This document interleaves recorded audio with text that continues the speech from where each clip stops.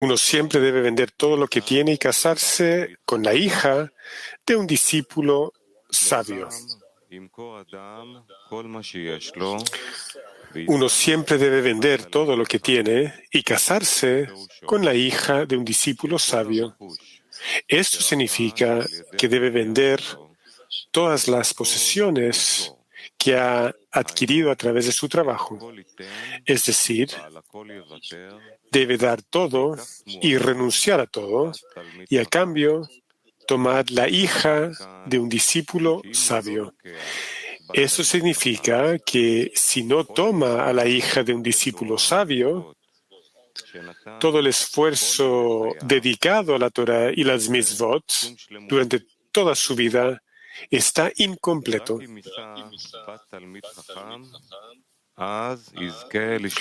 Solo si se casa con la hija de un discípulo sabio, será recompensado con su completitud.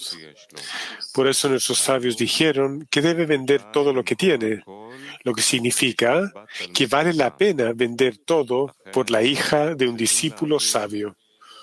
Por lo tanto, debemos entender qué significa la hija de un discípulo sabio. Balasulam dijo que un discípulo sabio es aquel que es discípulo de un sabio. Es decir, que aprende del sabio. Y entonces se le considera un discípulo. Un sabio es el creador, cuya cualidad es solo otorgar. Aquel que aprende de él la cualidad del otorgamiento es llamado discípulo sabio, porque está aprendiendo de él la cualidad de otorgamiento. Con esto entenderemos lo que nuestros sabios dijeron. Uno siempre debe vender todo lo que tiene y casarse con la hija de un discípulo sabio. Es decir, debe dar todo su esfuerzo en la Torah y el trabajo, y en cambio recibir una posición de otorgamiento. Eso significa que establecerá en su corazón una nueva naturaleza, en lugar de la que naturalmente tiene, un deseo de amor propio. Ahora recibirá una segunda naturaleza, el deseo de otorgar. Es decir, todo pensamiento, palabra y acción serán solamente con el fin de otorgar al Creador, porque este es todo el hombre. Eso significa que uno debe alcanzar solo este grado, porque todo lo que necesitamos alcanzar en los Kelim, pero la abundancia, que es el llenado de los Kelim, proviene del Creador, ya que más de lo que el ternero quiere mamar, la vaca quiere amamantar. Por lo tanto, solo nos hace falta la fuerza de otorgamiento. Con esto podemos interpretar lo que está escrito en el Zohar. Si Israel son recompensados, descenderá como un león de fuego para devorar las ofrendas. Si no fueran recompensados, descenderá como un perro de fuego. Se sabe que el león implica Gesed, misericordia, que es la derecha de Merkabah, carroza. Si son recompensados, donde ser recompensado significa puro, es decir, otorgamiento, entonces se nos muestra una cualidad en contraparte de la otra, que también desde arriba proviene el discernimiento del león. Es decir, que la cualidad de Gesed se extendió a los inferiores y entonces la abundancia fue copiosa para los inferiores. Si no son recompensados, significa que no se dedicaron al otorgamiento, sino solo al amor propio. Entonces desde arriba se extiende el discernimiento del perro. Un perro implica, como está escrito en el Zohar sobre el versículo, la sanguijuela tiene 2 hijas que aúllan como perros. Danos la riqueza de este mundo y danos la riqueza del mundo venidero. En otras palabras, 2 hijas que ladran como perros. Danos la riqueza de este mundo y danos la riqueza del mundo venidero. Esto trata solo sobre la recepción y no sobre el otorgamiento. Por lo tanto, también desde arriba se nos muestra que no podemos otorgar abundancia hacia abajo. Y esto es llamado una cualidad en contraparte de la otra. Resulta que nuestro principal trabajo es solo para ser recompensado con kelim adecuados para la recepción de la abundancia, que son las vasijas de otorgamiento. Por lo tanto, la persona debe centrar todos sus esfuerzos en una sola cosa, llamada vasijas de otorgamiento. Esta debe ser la única recompensa que quiere obtener de la Torá y las mitzvot. Con esto alcanzará Devekut con el Creador, porque ese es el propósito del hombre, alcanzar Devekut con el Creador.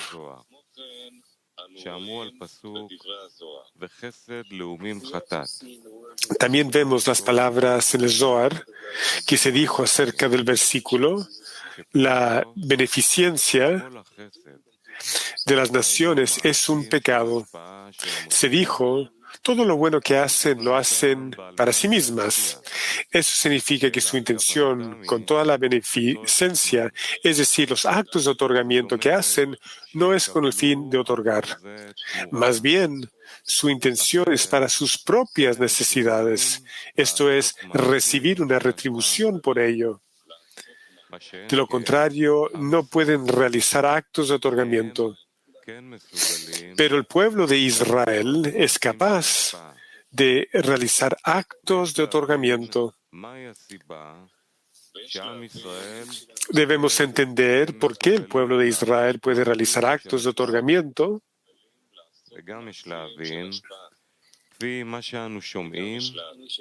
Y también debemos entender, según lo que escuchamos de las personas que se hicieron religiosas, que dicen que antes de convertirse en religiosos eran más capaces de realizar actos con el fin de otorgar. Pero después, es decir, una vez que se han convertido en religiosos, se les ha hecho más difícil para ellos realizar actos de otorgamiento.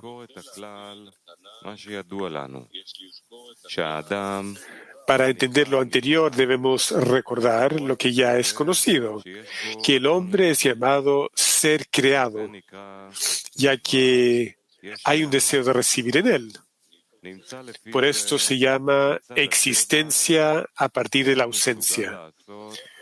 Por lo tanto, resulta que por naturaleza es incapaz de realizar cualquier acto de otorgamiento, a menos que reciba alguna recompensa a cambio. La recompensa no tiene que ser que reciba algo por el esfuerzo. Más bien, puede ser que reciba algo pacificador. Es decir, si en él se despertó algo de compasión hacia otro y su conciencia no lo deja tranquilo hasta el punto de que debe ayudar a otro, esto también se considera una recompensa. Pero simplemente haciendo algo por otro para que el otro lo disfrute. Y entonces se pregunta, ¿qué obtendré de esto? Pero el pueblo de Israel, a través del poder de la Torah y las mitzvot, ellos son capaces de obtener una segunda naturaleza. Es decir, en lugar de la naturaleza con la que nacieron, que es el deseo solo de recibir, recibirán una segunda naturaleza, donde ahora realiza acciones solo con el fin de otorgar. Lo obtiene a través de la Torah y las mitzvot, que le infunden chispas de otorgamiento que le dan la sensación de querer parecerse a su raíz.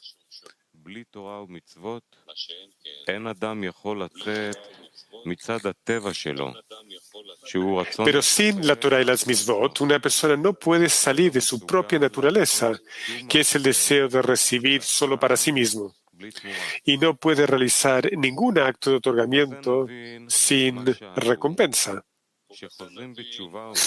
Con esto entenderemos lo que preguntaron acerca de aquellos que se vuelven religiosos y dicen que antes de ser religiosos tenían más fuerza para realizar actos de otorgamiento.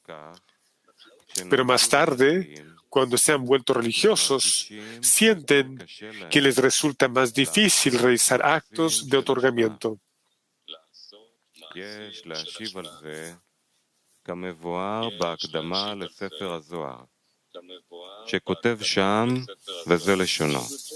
Debemos responder a esto, como se explica en la introducción al libro del Zohar, donde escribe que en el momento de su nacimiento su deseo de recibir es solo para la corporalidad. Por lo tanto, aunque ha obtenido el excesivo deseo de recibir antes de los 13 años, todavía no es el final del crecimiento del deseo de recibir.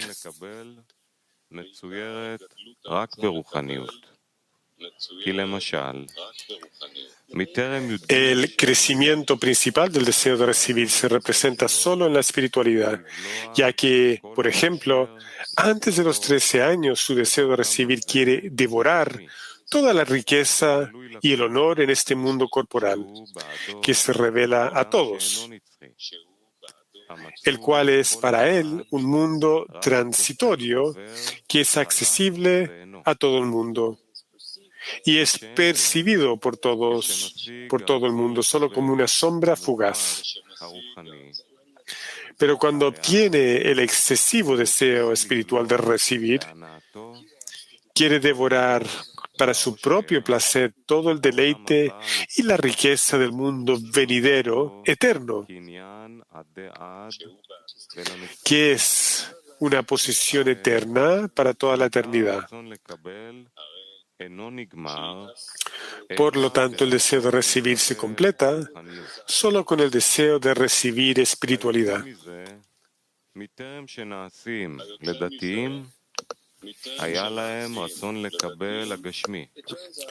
Resulta que antes de convertirse en religiosos tenían un deseo corpóreo de recibir que aún no es tan grande. Es por eso que tenían más fuerza para realizar actos de otorgamiento.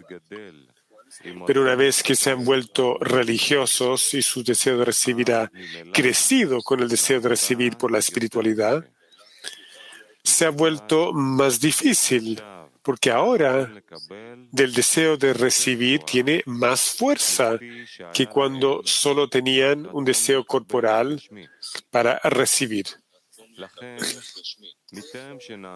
Por lo tanto, antes de que se volvieran religiosos, tenían cierta fuerza para realizar actos de otorgamiento. Pero una vez que se han vuelto religiosos, obteniendo el deseo espiritual de recibir, ahora es más difícil para ellos involucrarse en asuntos de otorgamiento.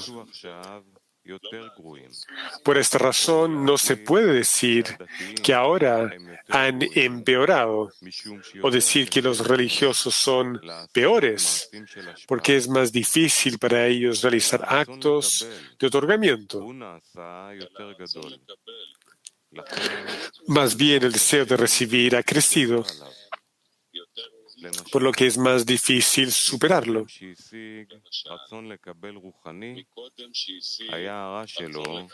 Por ejemplo, antes de obtener el deseo espiritual para recibir, su mal era 30%. Luego, una vez que ha obtenido el deseo espiritual de recibir, su maldad adquirió otro 70%. Por lo tanto, ahora necesitan mayores poderes para poder superarlo. Sin embargo, no debemos decir que ahora su fuerza ha disminuido. Por el contrario, ahora debe encontrar el remedio para vencer el poder maligno que ha obtenido. Y el remedio para esto es mantener la Torah y las mitzvot con la intención de que la luz en ella lo reforma.